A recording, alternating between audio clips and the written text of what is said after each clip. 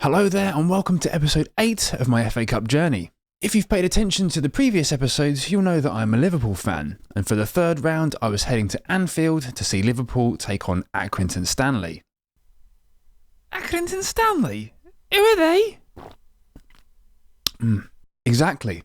So, let's get to it, shall we? I'm just about to get up for the FA Cup game I'm going to today.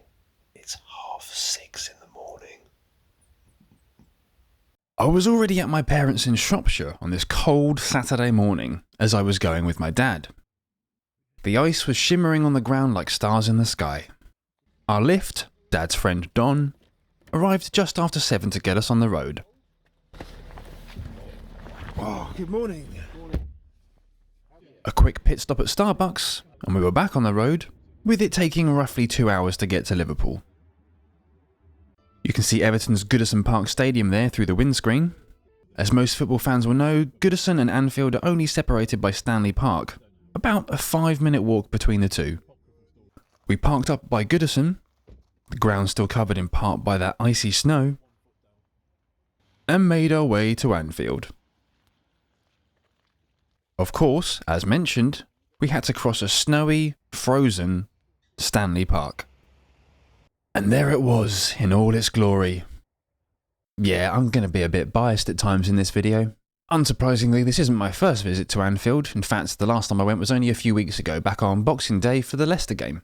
But even so, I had a walk around to take things in. Starting with some of the murals in the nearby streets. There's local boy Trent, Jordan Henderson lifting the Premier League trophy, and Ian Rush, the club's all-time record goal scorer. Within the grounds you have official works of club heroes such as the modern-day hero Klopp, and of course Bill Shankly.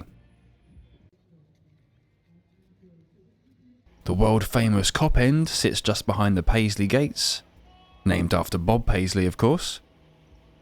Then there's the Champions Wall, covering all the major honours Liverpool have won so far.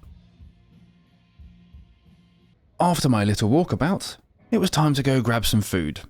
Through the Shankly Gates, I was going to be in the Sir Kenny Dalglish stand. Food this time would be fancier than usual, being in hospitality. A quote there from the man of the stand, and one from Jurgen on the other side. It was a 12:15 kickoff, so it was breakfast on offer, a few cold buffet bits to start, before a fry-up for the main course. A waffle for dessert, and this was all still before kickoff. Each person in the lounge gets a bag that contains a programme. Nice to get one after not being able to last round. And you also get a gift. For this game it was a pair of wireless headphones, which was cool. You also get an ex-player that will come into the lounge, walk around, talk to a few tables, do a Q&A, things like that. On this occasion it was Neil Mellor, who was part of the squad under Rafa Benitez back in the mid-noughties. I remember him best for a vital goal in the comeback against Olympiacos in the Champions League group stage, and also for an absolute screamer against Arsenal. He spoke to our table for a bit, which was really cool. We also had a couple of other ex-players come to our table, such as Chris Kirkland, a former keeper from around the same time as Neil, and also Alan Kennedy, who was a defender from the 70s and 80s. Don goes to almost every home game, so he's built a bit of rapport with the former players that are in there on match days. With our bellies full, it was time to head to our seats. The players from both sides were out warming up, and you needed it even more on a day like today. It was Baltic. The flags were already out and making their way across their respective stands as usual, and the Accrington fans had a small one of their own. Kickoff was almost upon us, and out came the teams. It may seem slightly pointless at this point to do this, but I've done it in every previous video so far, so why stop? Liverpool are currently in the Premier League, the top tier and top of the table. Fingers crossed it stays that way. While Accrington Stanley are currently in the bottom half of League 2, which is the 4th tier. I'd love to play the whole of You'll Never Walk Alone, but I think this video could get flagged if I did that, so you'll just get a brief snippet of it.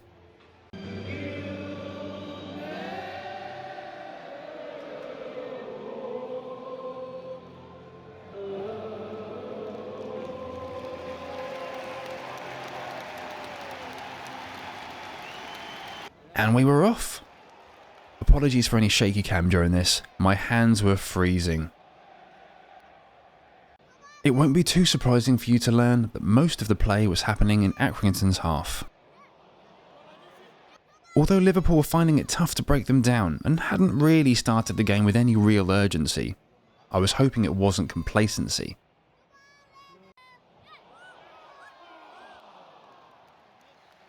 Darwin Núñez doing what he does best there, putting it off target. Accrington threatened to break every so often, but Liverpool's makeshift defence was up to the task.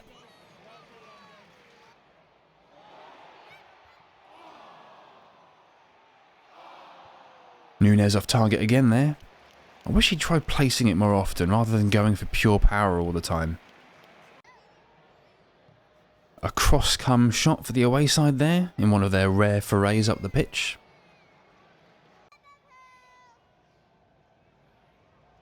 Some silky footwork from 16-year-old Rio Engamoa there on his first team debut. He looked very promising. A corner for Accrington. Came to nothing. Chances were few and far between for them. The men in blue won a free kick in a promising area. What could they do with it? Well, they could give it away to start a Liverpool counter-attack.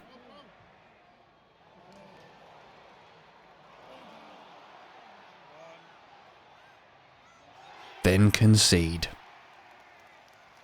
Diogo Jota with the opening goal for Liverpool in the 29th minute.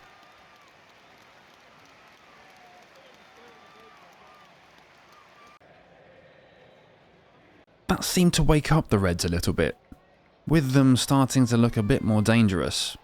Straight at the keeper from Harvey Elliott there. And not too bad an effort there from Tyler Morton. Accrington were fully sitting back and trying to soak up the pressure now.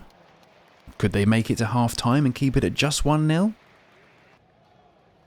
We were almost at the break when the captain for the day did this.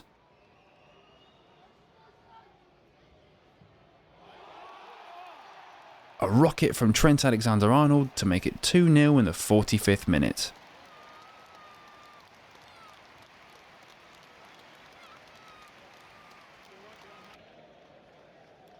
Half-time, and even though they were 2-0 up, it felt like Liverpool had been taking the game a bit too easy. At least, that's what it looked like. A cup of tea during the interval to warm up, before getting back underway. Núñez managed to keep this one down, but it was straight at the keeper. An effort into the side netting from Chiesa, who'd come on at half-time.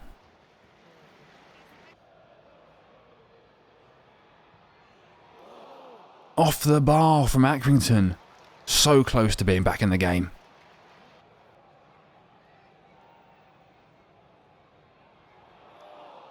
A free header.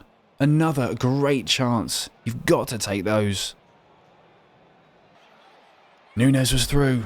Could he score? No. Great defending though, to be fair, for number 5. Rawson, I think?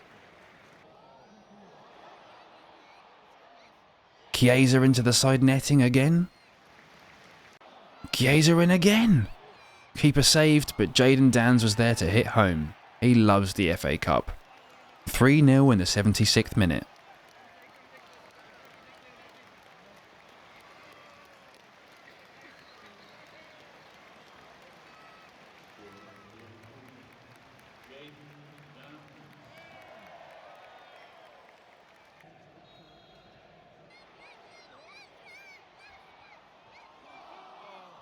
Sadly, Danns couldn't add to his tally there.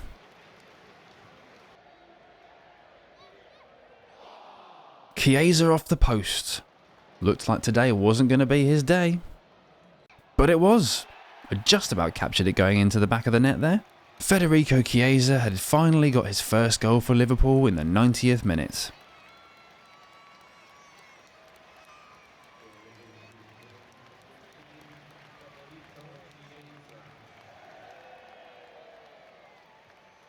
All over, and Liverpool were through to the 4th round.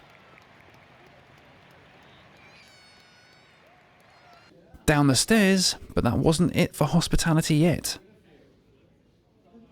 A steak pie for afters, as if I needed more food at this point. And then it was time to head all the way down and out. While it wasn't my first time seeing Liverpool in the FA Cup, it was my first time seeing them in this competition at Anfield, so I'm glad I got to experience that, and also got the chance to do it as part of this FA Cup journey I'm doing. With any luck, I'll be seeing them again at Wembley. Next up, as usual, it's time to talk about prize money.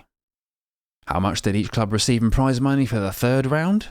Liverpool received £115,000, which is a 53% increase on the previous round, while Accrington Stanley received £25,000, which is a 25% increase on the previous round.